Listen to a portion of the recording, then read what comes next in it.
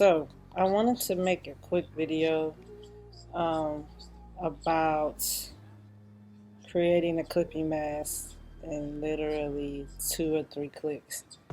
Um, this was something very complicated with me at first, but I was able to find a quick solution.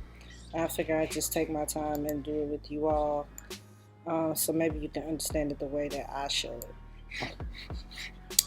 Okay, so you need to click this button right here. Do you see it? It's the quick selection tool. Change it to the magic wand tool. Okay, that's what we're changing it to. Oh, I'm sorry, no. Keep it at the quick selection tool. Okay, so quick selection tool. Do it on the plus end. You can make it a little bit wide. Okay, so hover against what you want to select. Okay, make sure everything's selected.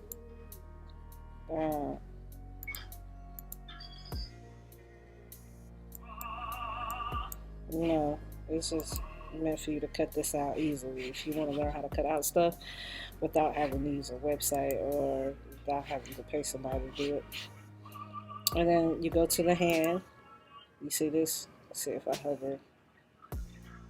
Will it come up? See the hand tool? Okay, and then you go right here to this button, the add vector mask, and boom, there you go. It's cut out. And for me, you can adjust the tolerance, but I usually just go past and with the little small brush, just kind of get the, I'm sorry, hold on. And what you do is you can, you add to get rid of, if that makes sense. So,